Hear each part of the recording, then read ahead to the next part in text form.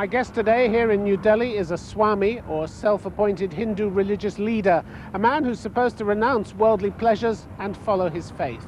Well, what makes a former university professor teaching business management want to do a thing like that? And why on earth does a man of God want his country to have a nuclear bomb? Swami Agnivesh, a very warm welcome to the program. India is awash with Swamis, self-declared saints, 5 million of them, I think, at one estimate. You yourself have said that most of them are fakes, most of them are frauds. How do we know that you're not a fake? Well, I can't say anything about that. Yes, you can. Someone else has to make a judgment about it. But you're self-declared. You're a self-declared saint. I'm self-declared, but I'm trying to live up to some of the ideals of a Swami, trying to take up the causes of the voiceless poor, the cause of social justice, the cause of spirituality in action, sort of activist, proactive stance of spirituality. But what would stop me putting on your clothes, for instance, going off to a village and claiming that I was a Swami? Yeah, it doesn't, nobody can stop you. You're most welcome to put it on. And anybody, anytime, any part of one's life can take on these clothes and become a Swami. But it means that religion here is based on people believing, taking you and others like you at face value. No. And they're let down a lot, aren't they? No, People but- are let down a lot. No, but by this. people also try to judge through the actions of such Swamis. And they do make a distinction between the fake ones, those who are just social parasites. And they don't recognize them. In course of time, such people lose their whatever image in society. And those who really live up to certain ideals, they are regarded, they are sort of given some social status, and through their actions, through their conduct in society, they gain people's sympathy and people's cooperation. But in other parts of the world, it would be regarded as enormous arrogance to declare yourself a saint. The real meaning of the word Swami is master, but the master of not others, but of oneself. So a person who says that I want to transcend my selfish being, want to dedicate myself to the world at large, to the community at large, giving up my old sort of family relationship, my property relationship, even the attachment to my own name. So at that stage, a person is encouraged to transcend the self and become a Swami and move around in society like a burning flame. The clothes which we are given, these are not orange or not saffron, they represent the color of the fire. People criticize you for not living up to ideals. People say that you're supposed to renounce worldly goods, and here you are, you have a marvelous gleaming new gypsy car, 4-wheel drive, you have a lovely flat, you have a farmhouse outside Delhi, you travel frequently, you're in America, you're in Europe. They say, what has this man renounced? He hasn't renounced anything. He's full of worldly goods. Yes. Well, I take all this criticism Is in it true? stride. No, it's not true. You don't have the car and you don't have No, the flat. I and you do don't have my organization, that is the movement to liberate bonded laborers, has a gypsy, yeah, a very modest car, which is now 10-year-old, and not that fine new car. I don't have a farmhouse. I don't have a piece of property and anywhere a in the plush world. office with television and video recorder and all these things. Well, see, for criticizing anything can be said. But whatever we are having is meant for those bonded laborers, child laborers. We use all these things, including the car, the tea masses, to sensitize other social activists. Not for your Part of personal my- pleasure. No, not at all. Absolutely not. So you reject those claims. Yeah. So when India Today reported that you had all these consumer goods, you threatened to sue them, didn't you? Well, I told them that this is not fair, But and you didn't particularly sue them. for a magazine of India Today's standing. I thought it was scurrilous and it's not proper for them. But you didn't sue them I in the didn't end. sue them. I just told them that they should correct their way of reporting things or carrying such stories, because I smacked off a clear design to blackmail me on behalf of the carpet owners. And I told them that, look, I see that the carpet owners, I mean, you are playing into their hands. They might have given you money or advertisement or things like that. Doesn't become a magazine like India Today to print such false stories. When one looks from outside at religion inside India today, it seems to be a great force for division, not unity. You look at the Hindu extremists, you look at some of the violence that's been perpetrated by them, you look at some of the atrocities that have been committed. Why can't the religions inside India get together and work to alleviate some of the horrendous problems? You still have 40% of the world's poor here. Why can't they do that? Excellent. You see, that's what precisely we are working for. We have formed ourselves. Ourselves means Hindu religious leaders, Muslims, Christians, Buddhists, Jain, all together. But there's still so much hatred, isn't there? No, but the other side is also true. That there is so much of love and so much of commonality in our practice, so much of common perspective which we share. And that is why Religions for Social Justice has come out with a plan of action, where we'll be meeting regularly, having a dialogue, and trying to find out increasing degree of commonality in our scriptures, in our religious belief systems, etc., and cut down on mindless rituals, get engaged more and more in social transformation. Isn't that still too inward looking? Isn't the problem with religion here that it's been so inward looking, people looking into their own spirituality for centuries and not realizing that they're part of a community and they have to work for the community? So that's what I said precisely, that we are trying to think about the community, about the country and the world at large, and we are saying that as long as religions do not address to the problems larger than their temples or mosques and churches, religions themselves will be losing their relevance, and they will be looked down upon by the masses, by the youth, by people who think that social transformation is more urgent. People who are poor, who are voiceless, who are being marginalized every day in the name of development. How can religion help feed people? People who have nothing to put in their stomachs. How can well, religion the religion that you about, stand for religion help? can bring about that empowerment from within, which economic development really cannot. The government, the bureaucracy. But you need employment. You don't need empowerment from within. You need employment. But you need if opportunities. you can bring about empowerment from within, the masses can get organized and galvanized, and they can fight it out. You know, they can. But you've been empowering your people spiritually for centuries, and look at the result. You need employment. No. You need opportunities the right type for of people. empowerment was not there. I really feel sorry that the religions themselves abdicated their main mandate, as I would say. The religious leaders were more bogged down to rituals, superstitions, and mind-boggling festivals and whatnot. Mysticism. Mysticism, many of which were counterproductive, even in terms of their own religious belief systems or resources. And now it's time that we are challenging ourselves. If there is so much of poverty, inequity, injustice in our society, and no religious leader is coming forward, there is something wrong with the religion themselves. If women are being Something raped, wrong with the politicians. More than the religion, but is if what- isn't religious it? leaders are hobnobbing with certain politicians, and there is a nexus between certain They're too close together, the politicians some of and the them, religious some of them. leaders.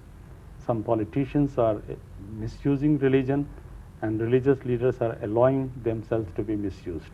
Tell me this, because I find this very difficult to understand, that you are against the multinational companies which are operating inside India. Yeah. Why? They provide investment, they provide opportunity, they provide jobs, which people badly need. Throw out the multinationals and you isolate India from the rest of the world. You don't want to do that. You want to integrate India in the world, don't you? Well, we want multinationals to make a free play, a fair play. First of That's all, asking there a is lot. no level playing field with the multinationals. Our own business and industry is not able to stand up against them or up to them, because they have got vast... You will either allow them in or you don't. If you allow them in, you allow them to operate. You're licensing them here. Yeah, but they want to have all the freedoms which are there available to any Indian industrialist or businessman. At the same time, they are not concerned about sort of cultural invasion which is taking place in our country. The people's own life support systems are being destroyed. The type of invasion which took place in the fishing industry, the trawler fishing, they displaced a large number of small fishermen, with the result that it's playing havoc. The shrimp farming. So which do you want most? Which do you want, the money and the investment, or do you want to retain the situation as it is, your culture and your traditions? It's a choice. It's a clear choice, isn't it? We want you can't have multinationals. We do want the multinationals or anyone else to come into a country, invest money, make profit, but on our terms. And our terms means we need employment generation. We need labor-intensive technology in this country, not capital-intensive and displacing labor. So we have got our own requirements. We refuse to be dictated by them, and we do not want to play into their hands. At the same time, we want to ask these captains of globalization, the World Bank, IMF, etc., World Trade Organizations, who are trying to push through the free mobility of capital all across the globe. We are saying, why not free mobility of labor? Why keep globalization in concocted form, a distorted, a truncated form? Rich countries have to have a reason to invest in you, don't they? And part of the problem is not necessarily the big multinational companies or the World Bank. It's the problem that when money is given to India, it disappears, and it disappears into the pockets of the corrupt. Now, part of the problem, the huge problem here is corruption, so that's what we expect of the World Bank. If they are really the World Bank, they should try to correct the whole banking structure throughout the world. But look at the money they have given to various countries, and it's disappeared, in various countries around the world. Disappeared to Switzerland, the Swiss bank accounts, or to some other islands. Into corrupt hands inside the country. It's not a matter of restructuring the banking. It's getting corruption out of your politics, isn't it? That's why I'm saying, if World Bank can tomorrow say that, look, banking means not allowing the rich and the corrupt to stash their illegal wealth in Swiss bank accounts and some other islands, then I think it will have a salutary effect. You can't blame the industrialized nations for all your problems. Why not? Because your problems begin here. I think corruption, mismanagement. I remember long ago there was a BBC film. The theme was, there was an African Gandhi marching with the hordes of millions and millions of poor and the disadvantaged people and trying to enter into Europe. And there a journalist interviews that Gandhi, the leader, and says, why you want to come get into Europe? And the man says, because you are rich. He said, why you want to come here? He said, because we are poor. So in a sense he wants to say that you are rich because we are poor.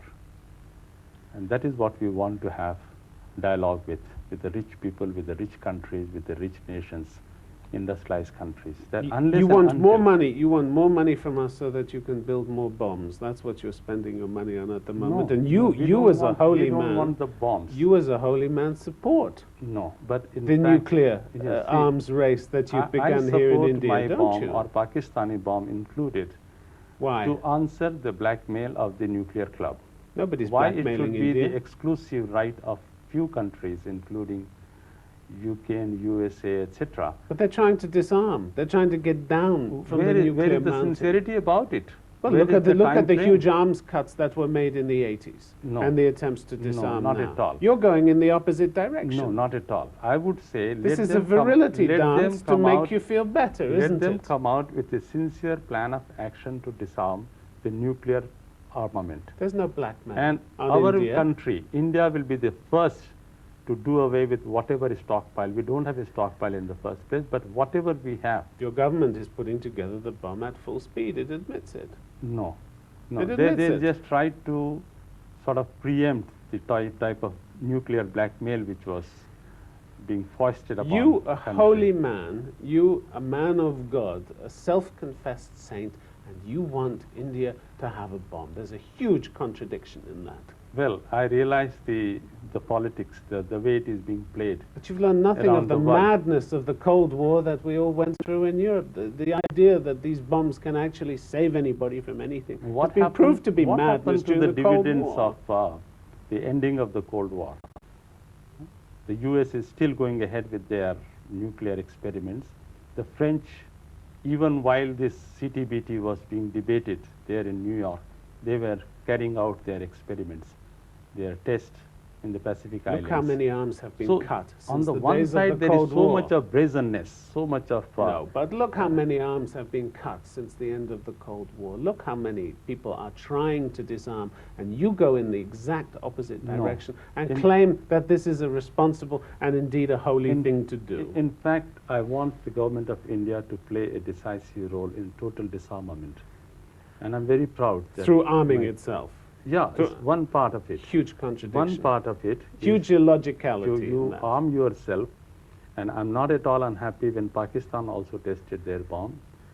I would say rather that India and Pakistan together, they should carry out this testing or preparing the bomb, but against the It's a nuclear wonderful thing to blackmail. make the world a more dangerous place by having more bombs in it. It's a More wonderful, bombs in the holy and religious thing to do to make the world a more dangerous place. The Indeed. more arms you have, the more dangerous it is, and you've added to the stockpile. You see, and for that reason, a lot of people condemn our your bombs country. are nothing compared to what the big countries have, the nuclear clubs have. And they're trying to get rid of them. You're Thousands trying and to build thousands them, of them and the other powers mounted are on trying the to get rid of missiles, them. ever ready 24 hours to devastate the world many times over, and nobody's questioning them. Of course they're questioning. They're questioning them the whole time. They're trying to disarm. Look And at what the stops disarmament them? regime. And what stops them? What happened to all the 50 long years of UN debate on disarmament? You think this attitude of yours would be supported by Mahatma Gandhi? Do Yes, you very think? much. No. Very, he was a very much. peace-loving man. No. A peace-loving man. But a man who lived in the world of reality. Very surprising American attitude for Constitution you, says- a holy man, to come out with attitudes like this. You don't see any contradiction there, do you? No. I You don't don't see any contradiction. contradiction No, at all. not at all. Tell me, I have been against nuclear armament, not only armaments, even nuclear technology for power. I, together with the students and professors of Jawaharlal Nehru University, went to some of these nuclear reactors in India long ago, 10 years ago, demonstrated, courted arrest there. I don't want any place for nuclear technology because it is highly counterproductive. let's talk about your But time. Can we just I'm talk about talking your about time only in terms of the politics. as a university? Yeah. Because you used to be a professor of a university, a prestigious university in Calcutta. You used to teach business management and law. Yeah. You were Professor Rao. That was long ago, What changed once you? upon a time. What changed you into a self-confessed saint? What changed The you? more I looked into the conditions, my people, I found that something basically wrong with my government and with my religion. The religious leaders talk about compassion, love, truth, and justice as God's attributes, and yet there is no centrality of God in the real sense. But in did you religion. suddenly see the light, or was it a gradual process? It was a gradual process.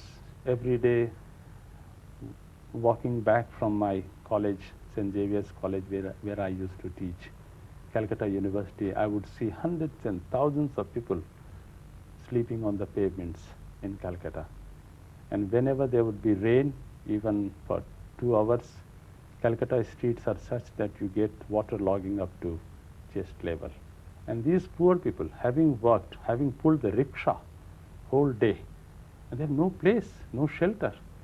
On the other hand, you have got huge buildings and big hotels, 5-star and others, where rich people are staying in luxury. So I would question myself, what is this religion doing about it? What is the message of the Vedas and Upanishads and Ramayana and Gita about it? What did your family think of your decision to renounce all this, your past life? Well, they welcomed it. They came to my initiation ceremony, my mother, and she herself was so much sort of influenced, I don't know what I can say, but Emotional? 2 years later, she herself got ordained as a Vanprasth, and she lives on the banks of Ganges, Haridwar. And she's very happy, very contented, very healthy. At the age of 81, she is doing fine. Do you ever think back to that old life? Me? Yes. No, not at all. Never? Never. So the old Professor Rao Is dead. is dead. Is dead. Yes. He served no purpose. It wasn't well, important. Served the purpose, and that purpose is over. Now I'm transformed, and I want to sort of organize the Indians, the poor, the farmers, the laborers, bonded laborers, the child laborers, and want to bring about some sort of a revolutionary change in this country using spiritual, moral resources which are there in our religions. And we want to organize religions around this purpose for social justice. It sounds wonderful in theory, but when it comes down to practice, Yes. applying your principles to actually improving people's situation, what do you think you've achieved?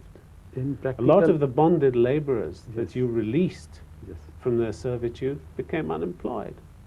Yeah. And the child laborers, you don't know where they've gone, We do got- you? A lot of them, we you don't got know where 100 they've gone. We got 172,000 bonded laborers, including several thousand bonded child laborers, released and rehabilitated. Each one of them. You is know a what's testimony. happened to each one of them? Yeah. Because we verify. a lot of articles in the Indian press have said that you don't know where they went. No, no. Every time And them find out whether a new life, new chapter has started or not, and have come out of that slavery, come out of that old mindset. They had internalized that operation, but now they have come out of that. It's a great thing. So there's some hope for the millennium, is there? Well, there is a hope, definitely. I'm very optimistic. And with religious leaders, with social activists, and with right type of politicians, I think we can usher in a new era. Not just of hope, but some practical change, transformation. It's asking a lot, isn't it? New type of politicians. You know how bad the corruption is in politics. Well, I don't depend on the politicians. I don't derive my strength from them. I derive my strength from my spirituality, from my God, whom I believe in, and I think God is everywhere, and God is on the side of justice. God is on the side of truth and love and compassion. And the more we can live up to those ideals ourselves, I think we can bring about a lot of change.